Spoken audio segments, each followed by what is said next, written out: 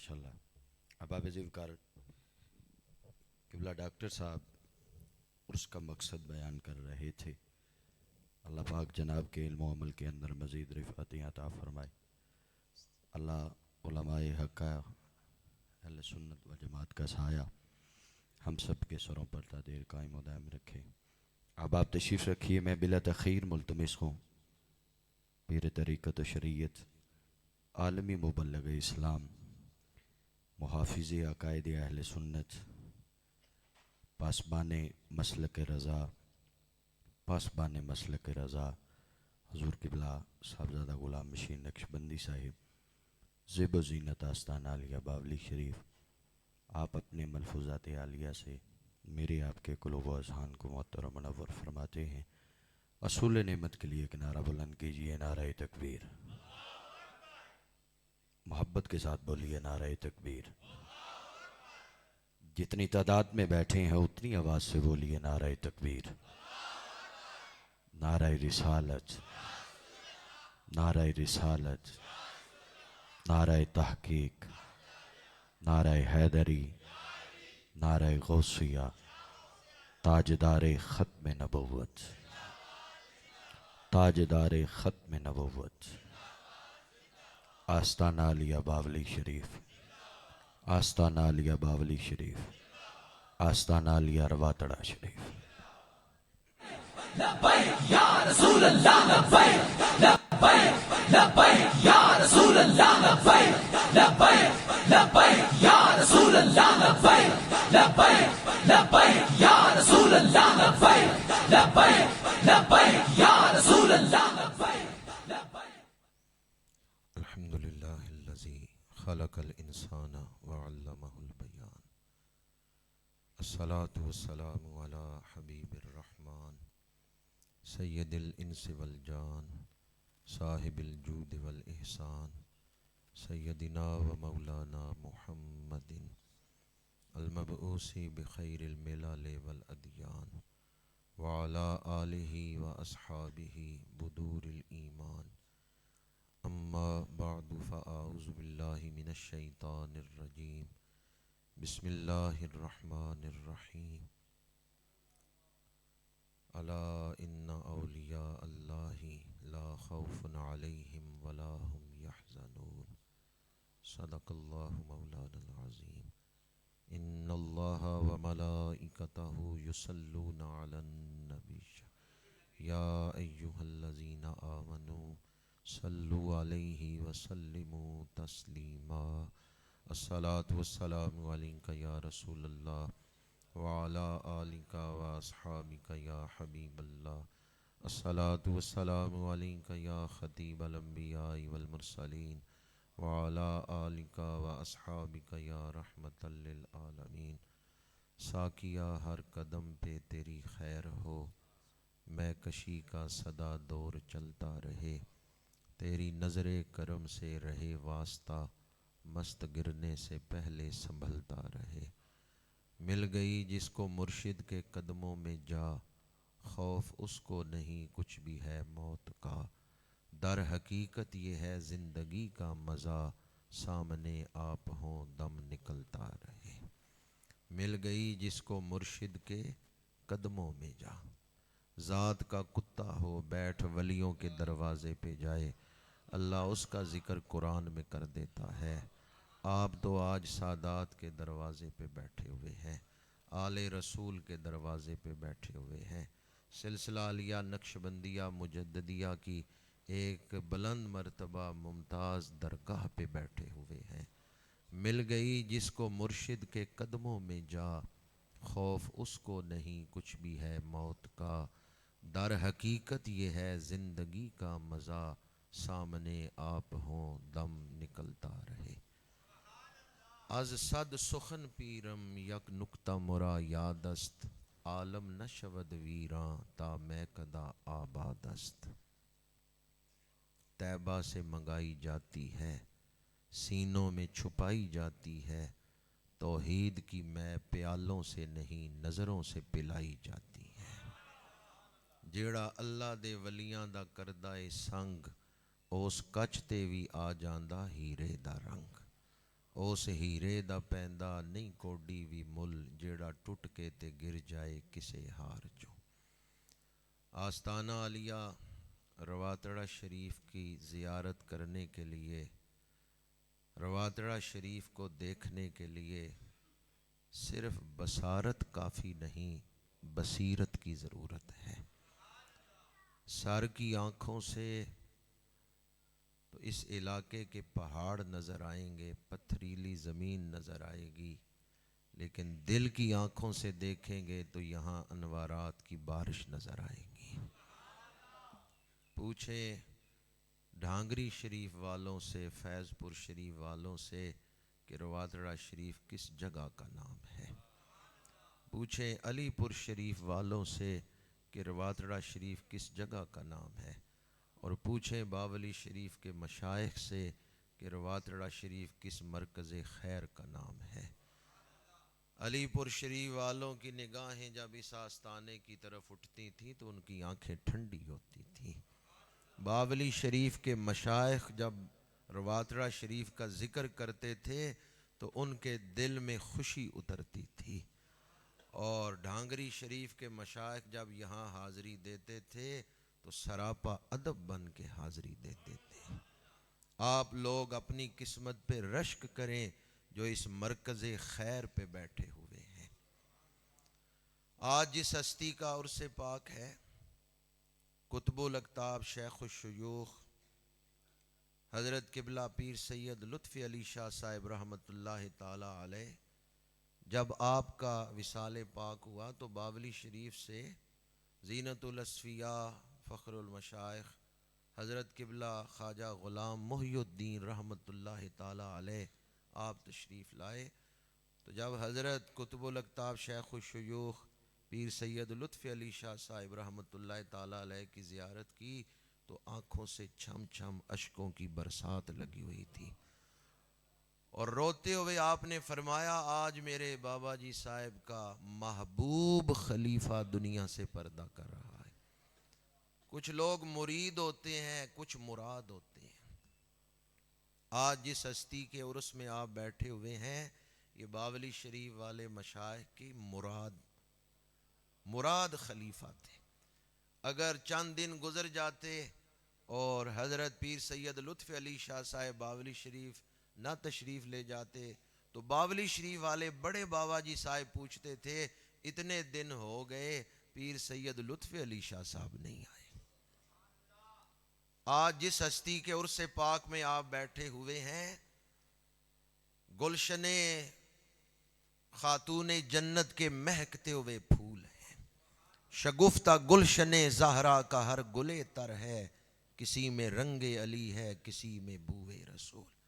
رواتڑہ شریف کی سرزمین پر اپنے دور کے بڑے بڑے مشائخ غوث کتب ابدال حاضری دیتے رہے ہیں، اور یہ منظر تو میں نے بھی دیکھا ہے کہ پاکستان میں مذہبی قیادت یہاں آتی رہی ہے، مختلف جماعتوں تحریکوں کے قائدین اس عرس پاک کی محفل میں شامل ہوتے رہے ہیں۔ آج عرس پاک کی محفل میں حاضر ہوتے ہوئے دوران سفر مجھے حضرت مولانا روم کا یہ شعر یاد آ رہا تھا کہ اگر کوئی یہ چاہتا ہے کہ میں رب کی بارگاہ میں بیٹھوں، او نشین در حضور اولیاء، اسے چاہیے کہ وہ اولیاء اللہ کی محفل میں بیٹھے۔ اولیاء اللہ کی محفل میں بیٹھنا اسے قرب خداوندی کی منزل تک پہنچا دے گا۔ اور یہ شعر تو آپ نے اکثر سنا ہوگا، یک زمانہ صحبت با اولیاء، بہتر از 100 سالہ طاعت بے ریا۔ یہ وقت جو آپ اس محفل میں گزار رہے ہیں بڑا قیمتی وقت ہے۔ جب حشر کے میدان میں اس وقت کی قیمت پڑے گی تو پھر دل میں خواہش پیدا ہوگی، اے کاش میں کبھی رواتڑہ شریف کا عرس مس نہ کرتا، غیر حاضری نہ لگواتا۔ صحبت محبت میں ڈھل جاتی ہے، محبت عاقبت بن جاتی ہے۔ صحبتیں محبتوں میں ڈھل جاتی ہیں اور محبتیں عاقبت بن جاتی ہیں۔ گھر جا کے غور کیجئے گا میں نے کیا آپ کی خدمت میں عرض کیا ہے. یہ صحبتیں ہیں، اولیاء اللہ کے مزارات پر حاضری ہے، اس سے محبت پروان چڑھتی ہے. اور میرے آقا کریم نے فرمایا المرء مع من احبا، آدمی دنیا میں جس سے محبت کرتا ہے حشر کے میدان میں اسی کے ساتھ کھڑا ہوگا.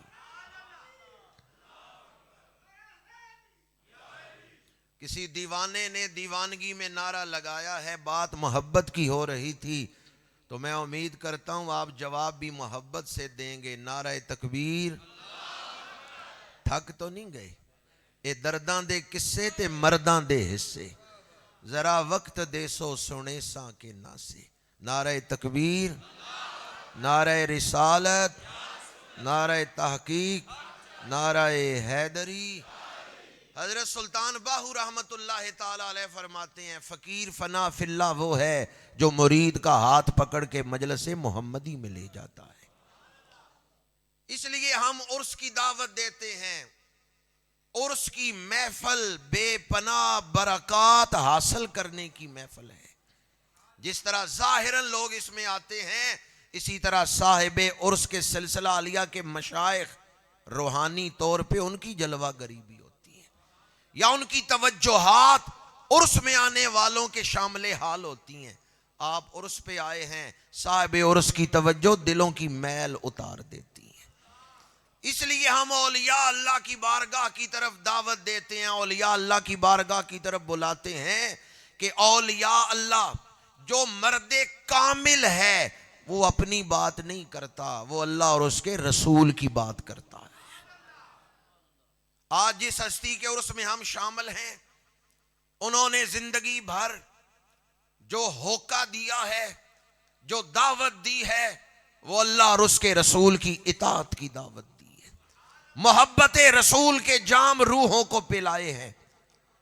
اور جس ہستی سے میں ملا ہوں، زینت الاصفیاء، قدوۃ الاولیاء، حضرت قبلہ پیر سید بشیر حسین شاہ صاحب رحمت اللہ تعالی علیہ، ان کی محفل، ان کی صحبت میں بیٹھنے سے پتہ چلتا تھا کہ پرانے بزرگوں کا فیض آج پیر سید بشیر حسین شاہ صاحب کے سینے سے تقسیم ہو رہا ہے. ان کے پاس بیٹھنے سے اکابر کی خوشبو آتی تھی. ان کی محفل دلوں کی حالت بدل دیتی تھی. ان کی محفل میں بیٹھنے سے دل کا زنگ اتر جاتا تھا. پریشان حال لوگ آتے تھے، خوشیوں سے دامن بھر کے جاتے تھے. ان کی شخصیت ایک شجر سایہ دار کی طرح تھی. دھوپ میں جلتا ہوا آدمی جب ٹھنڈی چھاؤں میں آتا ہے اس کا دل خوش ہوتا ہے.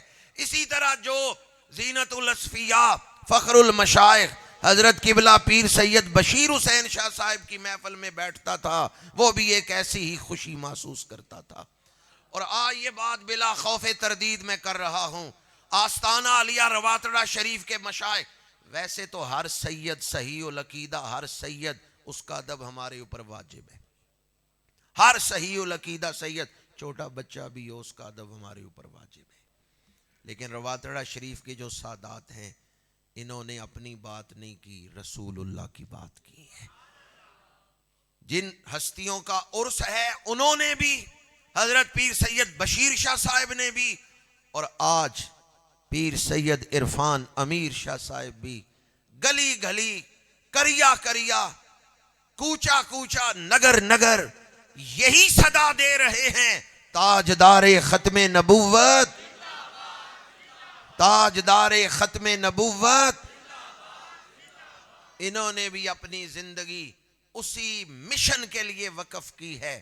حالات کی سختی کے باوجود، تند و تیز مخالفت کی آندھیوں کے باوجود، یہ وہ ہستی ہیں جنہوں نے اپنے اسلاف کے لگائے ہوئے پودے کو تر و تازہ رکھا ہے، پانی دیا ہے، اپنی رت جگہوں سے اسے سینچا ہے. شاہ صاحب آپ کی محنتوں پہ ہمیں فخر ہے. رواتڑہ شریف ایک مرکز روحانیت ہے جس کا مقصد عقائد کی اصلاح، اعمال کی اصلاح ہے، اور آپ نے عقائد کی اصلاح پہ پہرا دیا ہے. تاجدار ختم نبوت، یہ نعرہ آپ کے کانوں کے لیے کوئی نیا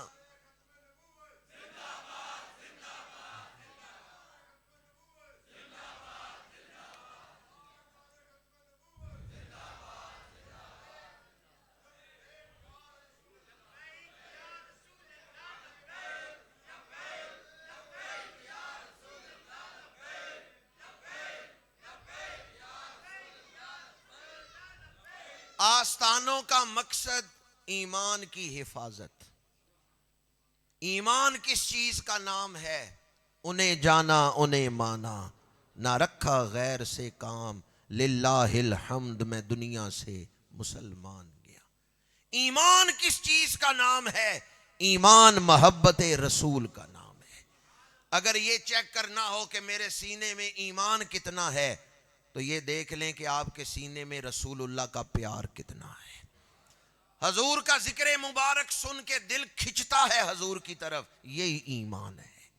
دل جتنا کھچتا ہے اتنا ہی ایمان ہے. اگر نفس محبت ہے تو نفس ایمان ہے، کمال محبت ہے تو کمال ایمان ہے. مغز قرآن روح ایمان جانے دیں، ہست حب رحمت للعالمین. حضور کی محبت ہی ایمان ہے. آج جس دور میں ہم زندگی گزار رہے ہیں، اقبال پہلے ہی نشاندہی کر گئے تھے کہ کچھ ابلیسی طاقتیں ایسی ہیں جو مسلمانوں کے سینوں سے عشق رسول کا چراغ بجھانا چاہتی ہیں. انہیں پتا ہے کہ ہم دنیا سے اسلام کو نہیں مٹا سکتے جب تک مسلمانوں کے دلوں میں رسول اللہ کا پیار موجود ہے. اس لیے ان ابلیسی طاقتوں نے سوچا وہ فاقہ کش جو موت سے ڈرتا نہیں، ذرا روح محمد اس کے بدن سے نکال دو. اس کے لیے مرزا غلام احمد قادیانی کو کھڑا کیا گیا.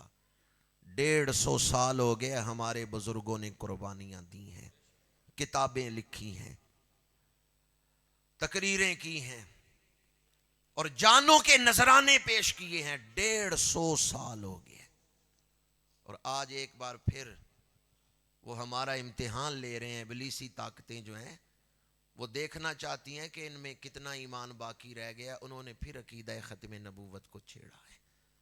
آج آستانہ عالیہ پہ عرس پاک کی محفل میں ہم تجدید عزم کرتے ہیں، ہمیں رسول اللہ سے زیادہ کوئی چیز پیاری. انہیں جانا انہیں مانا، نہ رکھا غیر سے کام، للہ الحمد میں دنیا سے. کیا خبر کتنے تارے کھلے چھپ گئے، پر نہ ڈوبے نہ ڈوبا. 1954 میں مجاہد ملت مولانا عبدالستار خان نیازی رحمت اللہ تعالی علیہ قصور تقریر کر کے لاہور آ رہے تھے. راستے میں انہیں گرفتار کیا گیا، چند دن جیل میں رکھا، پھر عدالت میں پیش کیا. یہ بات علامہ غلام رسول سعیدی رحمت اللہ تعالی علیہ نے تبیان القرآن میں نقل کی ہے. تبیان القرآن میں یہ واقعہ لکھا ہوا ہے، تفسیر ہے قرآن پاک کی تبیان القرآن. مجاہد ملت کو عدالت میں جج نے کہا عبدالستار خان نیازی معافی نامہ لکھ دو، میں تمہیں آزاد کر دیتا ہوں، تمہاری آزادی کے آرڈر جاری کر دیتا ہوں. مجاہد ملت نے کہا جج صاحب مجھے یہ بتا دیں معافی نامے کے اندر لکھنا کیا ہے، وہ جملے مجھے بتا دیں. جج نے کہا لکھ دو آئندہ میں مرضیوں کے خلاف تقریر نہیں کروں گا، آئندہ میں مرضیوں کے خلاف کوئی بات نہیں کروں گا. حضرت مولانا عبدالستار خان نیازی بزرگوں نے علماء نے تو انہیں دیکھا ہوگا، 7 فٹ قد تھا، سرخ و سفید رنگ تھا، پگڑی باندھتے تھے تو ترا اور بھی اونچا ہوتا تھا، بڑے باروب شخصیت تھے. عدالت کے کٹہرے میں کھڑے ہو کے کہکا لگایا. جج نے کہا نا معافی نامہ لکھ دو آزادی کے آرڈر کر دیتا ہوں. انہوں نے کہکا لگایا اور کہکا لگا کے کہا جج صاحب آپ مجھے رہائی کے آرڈر دیں، میں باہر نکل کے پہلا کام ہی یہ کروں گا، دنیا کو بتاؤں گا مرزائیت اسلام سے بغاوت کا نام ہے، مرزائیت رسول اللہ سے دشمنی کا نام ہے. جو مرزائیوں کو کافر، مرزائی بھی کافر ہیں اور جو ان کو کافر نہ مانے وہ بھی کافر ہے. مرزا بھی بدترین کافر ہے اور جو اس کی طرفداری کرے وہ بھی کافر ہے. جب عدالت کے کٹہرے میں کھڑے ہو کے آپ نے یہ بات کی، جج کو غصہ آ گیا. اس نے کہا you will be hanged by neck, میں تمہیں گردن سے لٹکا دوں گا. انگریزی مجاہد ملت کو بھی آتی تھی. جج نے کہا you will be hanged by neck, انہوں نے کہا از دیٹ آل. جج نے کہا میں تمہیں پھانسی کی سزا دوں گا، انہوں نے کہا بس اتنی ساری سزا ہے، بس اتنی ساری سزا ہے. جج صاحب تمہیں پتہ ہی نہیں ہم اپنے آقا سے پیار کتنا کرتے ہیں. آپ سمجھ رہے ہیں مجاہد ملت کا جملہ سنا رہا ہوں. مجاہد ملت کا یہ جملہ موجودہ جج کے لیے بھی جواب ہے. عدالت کے کٹہرے میں کھڑے ہو کے مجاہد ملت نے کہا جج صاحب تمہیں پتہ ہی نہیں ہم اپنے آقا سے پیار کتنا کرتے ہیں, تمہیں پتہ ہی نہیں ہم اپنے آقا سے محبت کتنی کرتے ہیں. میرا تعلق اس جماعت سے ہے جس کے پیشوا نے لکھا کروں تیرے نام پہ جان فدا, نہ بس ایک جان دو جہاں فدا, دو جہاں سے بھی نہیں جی بھرا, کروں کیا کروڑوں جہاں نہیں. میرے پاس ایک زندگی ہے, یہ مجاہد ملت کے الفاظ ہیں جو تبیان القرآن میں ہیں. انہوں نے کہا میرے پاس ایک زندگی ہے, اگر عبدالستار خان نیازی کے پاس 1,00,000 جانیں ہوتی میں ایک ایک کر کے ساری رسول اللہ کے قدموں میں نثار کر دیتا.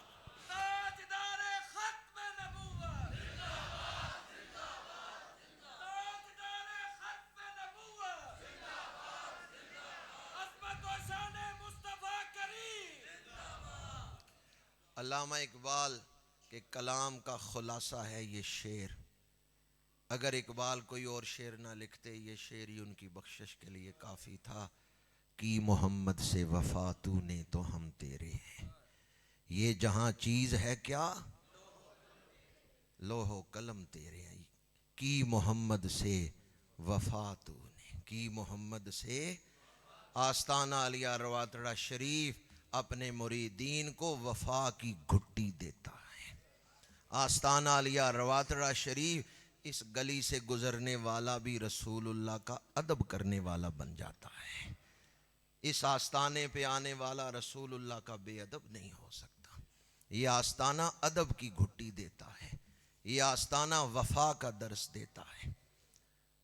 اقبال کا جو دوسرا مصر ہے نا ادھر میرا دھیان چلا گیا, چونکہ عرس ہے. یہ جہاں چیز ہے کیا, بعض لوگ کہتے ہیں ولی کر کچھ نہیں سکتے. ابھی آپ اس پر دلائل سن رہے تھے علامہ صاحب سے جو مجھ سے پیشتر گفتگو کر رہے تھے, وہ ولیوں کے اختیارات اور ان کی شان بیان کر رہے تھے. آج یہ بھی ایک بڑی بیماری ہے کہ لوگ ولیوں کی عظمت اور شان کا, ان کے اختیارات, تصرفات, کرامات کا انکار کرتے ہیں. کہتے ہیں کہ بابے کوئی شے نہیں. روز نماز میں آپ دعا مانگتے ہیں اہدنا الصراط المستقیم صراط الذین انعمت علیہم. اب ذرا دل تھام کے مجھے بتائیں اللہ کا انعام کوئی چیز نہیں. اللہ جن پر انعام فرمائے آپ کہہ سکتے ہیں یہ کوئی چیز نہیں. انعم اللہ علیہم من النبیین والصدیقین والشہداء والصالحین. اللہ نے انعام کیا نبیوں پر, صدیقوں پر, شہیدوں پر اور صالحین پر. اب اگر کوئی کہے کہ یہ کوئی شے نہیں ہے تو پھر وہ کس کا انکار کر رہا ہے؟ قرآن کا انکار کر رہا ہے. اللہ کا انعام معمولی چیز نہیں. اللہ کا انعام بہت بڑی دولت ہے. جن پر اللہ نے انعام فرمایا ہے انہیں بڑی شانیں عطا فرمائی ہیں, انہیں بڑی عظمتیں عطا فرمائی. فضل کے حوالے سے آپ نے 3-4 آیتیں سنی تو مجھے یہ بات ذہن میں آ رہی تھی. آصف بن برخیہ نے 1600 میل دور پڑا ہوا تخت اٹھا کے حضرت سلیمان کے سامنے رکھا اور فرمایا یہ میرے رب کا فضل ہے. کیا ہے میرے رب کا؟ ھذا من فضل ربی. انہوں نے صرف فضل کہا ہے, فضل کبیر نہیں کہا. جس کو صرف فضل ملے وہ تو 1600 میل دور پڑا ہوا تخت اٹھا کے لے آئے, تو جس کو فضل کبیر مل جائے وَبَشِّرِ الْمُؤْمِنِينَ بِأَنَّ لَهُم مِّنَ اللَّهِ فَضْلًا كَبِيرًا. رسول اللہ کی امتیوں کو نہ فرما رہا ہے, رسول کو بھیج کے اللہ نے تمہارے اوپر فضل کبیر فرما دیا ہے. اس لیے ہمارا عقیدہ ہے جو رسول اللہ کی امت کے اولیاء ہیں وہ پہلی امتوں کے ولیوں سے زیادہ طاقت رکھتے ہیں. چند لوگوں نے تائید کی ہے, باقیوں کا کیا خیال ہے؟ کنتم خیر امت, حضور کی امت ساری امتوں سے بہتر ہے. تو اس امت کے اولیاء پہلی امتوں کے ولیوں سے زیادہ شان رکھتے ہیں کیونکہ انہیں فضل کبیر ملا ہے. ولی کے دامن میں جو کچھ ہے وہ نبوت کی برکات ہے, نسبت نبوت کی برکات, قرب نبوت کی برکات. آخری بات عرض کر رہا ہوں، آستانہ عالیہ روادرہ شریف کے بزرگوں کی زندگی جہاں رسول اللہ کا ادب سکھانے، حضور سے وفا کرنے کا درس دینے میں گزری ہے، وہیں اتباع نبوی میں نے حضرت پیر سید بشیر حسین شاہ صاحب کو دیکھا ہے، کمال درجے کی اتباع تھی، اور یہی آج بھی عرس پاک کا پیغام ہے، یہی ہوکا پیر سید عرفان امیر شاہ صاحب بھی دے رہے ہیں۔ دو جہاں میں مقصود گر تمہیں آرام ہے، ان کا دامن تھام لو جن کا محمد نام ہے۔ رمضان شریف آ رہا ہے، آج ہم ارادہ کرتے ہیں عرس پاک پر کہ پچھلی زندگی میں ہم نے جتنے رمضان گزارے ہیں، اس سال پہلے سے شاندار رمضان گزاریں گے، روزے بھی سارے رکھیں گے، اور نماز تراویح بھی 20 رکعت پوری ادا کریں گے۔ یہاں تو شاہ صاحب نے آپ صاحب کی طرف سے انشاءاللہ کہہ دیا ہے، انشاءاللہ روزے بھی رکھیں گے اور نماز تراویح بھی ادا کریں گے، اور قرآن پاک بھی سنیں گے۔ اب تو بس جی جی جی نماز تراویح 20 رکعت پڑھنا یہ سنت مؤکدہ ہے، اس لیے جو مسنون عمل ہے وہ 20 رکعت نماز تراویح ہے اور سنت مؤکدہ ہے، اس کو چھوڑنے کو عادت بنانے والا میں 2-3 تراویح نہیں پڑھی گناہ گار ہوگا، کیونکہ سنت مؤکدہ کا جو تارک ہے وہ گناہ گار ہوتا ہے، اور اس کی تعداد کتنی ہے؟ 20 رکعت نماز تراویح۔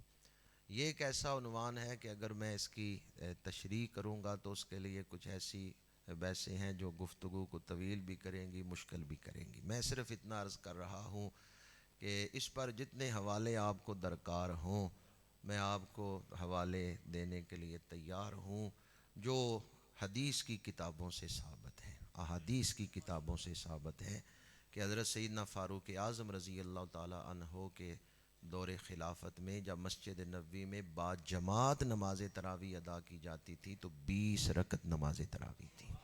حضرت عثمان غنی 20 رکعت نماز تراویح پڑھاتے رہے ہیں، اور حضرت مولا علی شیر خدا بھی 20 رکعت نماز تراویح ادا فرماتے تھے۔ خلفائے راشدین سے 20 رکعت نماز تراویح ثابت ہے، اور یہ بات بھی میں شدت سے محسوس کرتا ہوں کہ پہلے جب یہ رمضان شریف آتا تھا تو پرانے بزرگوں سے، فقہا سے لوگ پوچھتے تھے بھی 27 یا 29 تراویحوں میں ایک قرآن پاک ختم کرنا ہے یا 3 دفعہ ختم کرنا ہے؟ بعض دوست تو سمجھ گئے بات کدھر جا رہی ہے۔ در مختار پڑھ کے دیکھیں، فتاویٰ تاتار خانیہ، فتاویٰ ہندیہ، ان میں یہ فتویٰ موجود ہے، الختم مرتن سنتن و مرتین فضیلتن و ثلاث مرات افضل ولا یترک الختم لکسل القوم، کہ 3 ختم کرنا نماز تراویح میں یہ زیادہ فضیلت ہے۔ اب تو سبحان اللہ بڑا مشکل ہے، 2 ختم کرنا فضیلت ہے اور 1 ختم کرنا سنت عمل ہے، یعنی یہ سلف صالحین سے، خلفائے راشدین سے مسنون عمل چلا رہا ہے۔ پہلے کیا تھا کہ 3 ختم شریف کرنے ہیں، 2 کرنے ہیں، اس پر پھر فقہا فتوے لکھتے تھے، اور آج کل کیا ہے بھی یہ 10 صورتہ نال پڑھ لیے کوئی حرج تے نہیں، آج کل یہ پوچھتے ہیں۔ کوشش کریں کہ جو اقدار اسلاف سے چلی آ رہی ہیں ان کو زندہ بھی رکھیں اور ان برکات کو آئندہ نسلوں تک پہنچائیں۔ شاہ صاحب نے جو فرمایا ہے اس پر مجھے ایک آسان سی مثال یاد آ رہی ہے تو ایک خوش کن بات ہے، لیکن اس میں وہ مضمون موجود ہے۔ باپ نے پینٹ سلوائی تو وہ لمبی تھی، تو رات کو اس نے شام کے وقت اپنی بیوی سے کہا کہ پینٹ لمبی ہے تو میں نے کل دفتر جانا ہے، ذرا اس کو چھوٹا کر دو، 4 انگلیاں نا چھوٹا کر دو۔ تو اس نے کہا نہیں میرے پاس ٹائم نہیں ہے، میں فلاں دعوت پہ جا رہی ہوں اپنی سہیلی کے گھر۔ بیٹی بھی وہاں موجود تھی، بیٹا بھی وہاں موجود تھا، وہ تینوں ہی کہیں جا رہے تھے اپنے اپنے مصروفیات پہ، تینوں نے انکار کر دیا، تینوں چلے گئے۔ تو باپ نے سوچا کہ چلو میں خود ہی تھوڑی سی ٹھیک کر لیتا ہوں. اس نے 4 انگلیاں کاٹی, پینٹ چھوٹی کر لی, مناسب اپنے سائز کے, سو گیا. بیوی آئی, اس نے کہا خامد نے کہا تھا, میں نے حکم نہیں مانا تھا, چلو میں تھوڑی چھوٹی کر دیتی ہوں. وہ سویا ہوا ہے, صبح اٹھے گا تو راضی ہو جائے گا. اس نے 4 انگلیاں چھوٹی کر دی. بیٹی آئی, اس نے کہا ابا جی پریشان ہو رہے تھے, ہم نے بات نہیں مانی, چلو میں تھوڑی چھوٹی کر دیتی ہوں. اس نے بھی 4 انگلیاں کاٹ دی. بیٹا آیا رات 12 بجے, اس نے کہا میری ماں اور بہن کتنی بد اخلاق ہیں, باپ کا حکم ہی نہیں مان رہی, چلو میں بھی تھوڑی چھوٹی کر دیتا ہوں. صبح جب باپ اٹھا تو وہ جو پینٹ تھی وہ نکر بن چکی تھی, کچھا بن چکا تھا. تو کچھ لوگوں نے ایسے کہا, ایک نے کہا میں کہتا ہوں یہ کام بدعت ہے, تم کہنا یہ کام بدعت ہے. انہوں نے کرتے کرتے کرتے تراویحوں کو یہاں تک لے آئے. اور اب ایک پیدا ہوا ہے, اس نے کہا تراویحیں تو ہے ہی کوئی نہیں, اس کا نام نہیں میں یہاں لینا چاہتا. اس نے کہا تراویحیں تو ہے ہی نہیں. حالانکہ ابن ماجہ شریف میں واضح حدیث پاک ہے, میرے آقا کریم نے فرمایا اللہ نے رمضان کے روزے تم پر فرض کیے ہیں, میں نے تمہارے لیے اس کا راتوں کا قیام سنت بنایا ہے. یہ سنت کے الفاظ وہاں موجود ہیں, ابن ماجہ شریف میں حدیث پاک ہے. تو پہلے 20 سے 8 پہ آئے, اب جو شخص آیا ہے اس نے کہا جی تراویحیں ہے ہی نہیں. اور یہ وہ شخص ہے جس نے اوسلو ناروے میں فتویٰ جا کے دیا. اس نے کہا فجر کے وقت روزہ رکھو تو عصر کے وقت کھول دو, ٹھیک ہے, وہاں موجود ہے یہ فتویٰ, وہاں بھی میں نے اس کا جواب دیا. تو اس نے کہا چونکہ روزہ لمبا ہے نا, 18 گھنٹے کا 19 گھنٹے کا, وہاں دن لمبا تھا ان دنوں میں, تو اس نے کہا اتنا لمبا روزہ نہیں رکھنے ہوتا, چلو قریب جو ملک ہے وہ 16 گھنٹے کا ہے, تم 16 گھنٹے کا رکھ لو. حالانکہ وہاں سورج ڈوبتا بھی تھا, طلوع بھی ہوتا تھا, اور اتنا لمبا نہیں تھا کہ 20 گھنٹے کا ہو یا 22 گھنٹے کا ہو, وہ 18-19 گھنٹے کا دن تھا. تو میں آپ کی خدمت میں یہ عرض کروں گا, ہمیں نئی نئی تحقیقوں کی کوئی ضرورت نہیں ہے. ہمارے بزرگوں نے کوئی موضوع تشنا چھوڑا ہی نہیں ہے. ہمارے بزرگوں نے ہر بات کا تسلی بخش جواب کتابوں میں لکھا ہوا ہے. کسی جو ہے یہ سوشل میڈیا کے اسکالر سے متاثر ہو کے پریشان نہ ہو جائیں, پتہ نہیں یہ سچ ہی کہہ رہا ہے. اپنے مسلک کے کسی مستند عالم سے مسئلہ پوچھ لیں, اس کا جواب آپ کو مل جائے گا. یہ بات میں برسر منبر ذمہ داری سے کہہ رہا ہوں. اقبال نے کہا تھا زاجتہاد عالمان کم نظر, اقتدا بر رفتگاں محفوظ تر, کہ کم نظر عالموں کی نئی نئی تحقیقوں سے بہتر ہے کہ بزرگوں سے جڑے رہیں. پتہ نہیں اقبال نے ہمارا دور دیکھ لیا تھا بصیرت سے کہ پہلے ہی مشورہ دے گئے ہیں. زاجتہاد عالمان کم نظر, اقتدا بر رفتگاں محفوظ تر. وہ کہتے ہیں احتیاط والا رستہ یہی ہے, نئے نئے محققین کی تحقیق کے پیچھے نہ چلو, بزرگوں سے جڑے رہو. ہمارا عقیدہ وہی ہے جو داتا گنج بخش علی حجویری کا ہے. ہمارا عقیدہ وہی ہے جو خواجہ معین الدین چشتی اجمیری کا ہے. ہمارا عقیدہ و عمل وہی ہے جو امام ربانی مجدد الف ثانی کا ہے. گفتگو کو سمیٹ رہا ہوں, انشاءاللہ ہم 20 تراویحیں بھی ادا کریں گے, قرآن پاک بھی سنیں گے. جی جی جی جی جی وہ شاہ صاحب نے دلیل دی ہے کہ یہ کہتے ہیں ابھی 8 تراویح ہیں, اور تراویح کا لفظ 8 پر تو بولا ہی نہیں جا سکتا, کیونکہ 4 تراویحوں کے بعد جو بیٹھنا ہوتا ہے نا درمیان میں وقفہ, وہ ترویحہ کہلاتا ہے. اگر 8 ہوتی تو وہ ترویحتین کہلا سکتی تھی, تراویح نہیں کہلا سکتی تھی. تراویح جو ہے وہ جمع کا لفظ ہے, اس لیے ترویحتین وہ تو تثنیہ کا ہے, تو 8 تو اس حوالے سے ہو ہی نہیں سکتی تراویح. ویسے یہ جو دلائل کا موضوع تھا اس طرف میں نہیں گیا, تراویح کا لفظ ہی اس پر دلیل ہے.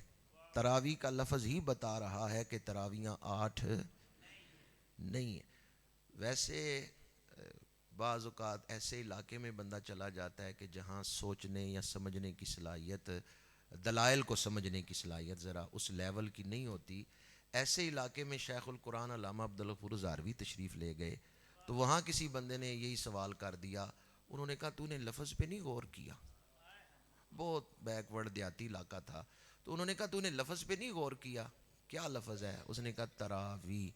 تو انہوں نے کہا 3 وتر تے 20 رکعتاں تراویح.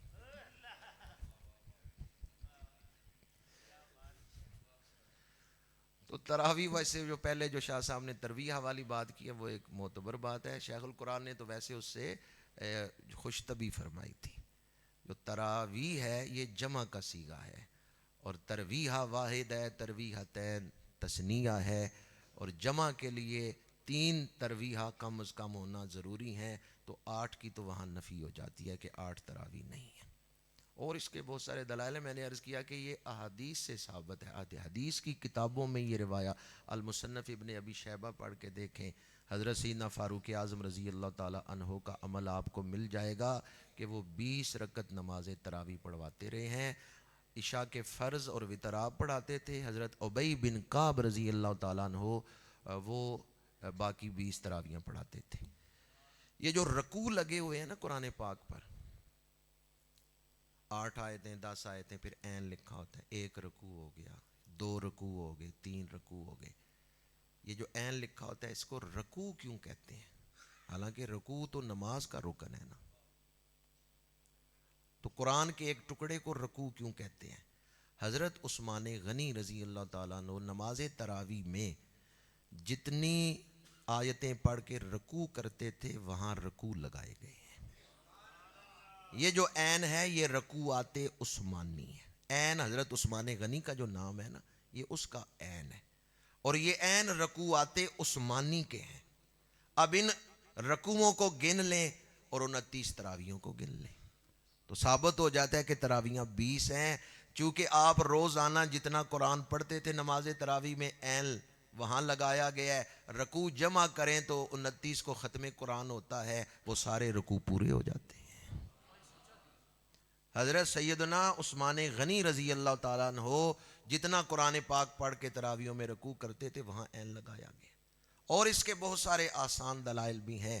میں اپنی گفتگو کو سمیٹ رہا ہوں. حضرت قبلہ شاہ جی صاحب کو میں عرض کر رہا تھا کہ میری زندگی میں آج مصروف ترین اور مشکل ترین دن ہے کہ اتفاقاً، ویسے میں نے کبھی اس طرح خود جو ہے وہ احتیاط کرتا ہوں کہ اب اتنی ہمت نہیں ہے، کوئی اتفاقاً ایسا معاملہ بن گیا کہ آج 7 مختلف جگہوں پہ میں نے بیان کرنا ہے، جن میں سے کوئی 2 جگہوں پہ تو ہو آیا ہوں، 5 جگہوں پہ ابھی جانا ہے. ظہر کے بعد رانجہ میرا میں ہے، پھر مغرب کے بعد ٹہلیاں والا جہلم شہر میں، عشاء کے بعد مرکزی دارالعلوم میں امام اعظم ابو حنیفہ کانفرنس ہے، اور رات 10 بجے معصوم پور جانا ہے، شکریلا شریف کے قریب ہے، 9 بجے وہاں جانا ہے. تو اس طرح کچھ مصروفیات کی وجہ سے یہ جو تراویح کا موضوع ہے اسے یہاں ہی سمیٹ رہا ہوں، اور آپ لوگوں کی خدمت میں یہ عرض کروں گا کہ خوش نصیب ہیں جو عرص پاک کی محفل میں آئے ہیں.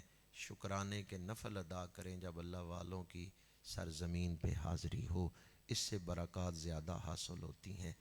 اللہ تعالیٰ اس ماہ رمضان کو ہمارے لیے گزشتہ گناہوں کی مغفرت کا سامان بنائے، شاندار انداز میں ماہ رمضان گزارنے کی توفیق عطا فرمائے، قرآن پاک سے ٹوٹا ہوا تعلق جوڑنے کی توفیق عطا فرمائے. وآخر دعوانا ان الحمد للہ رب العالمین.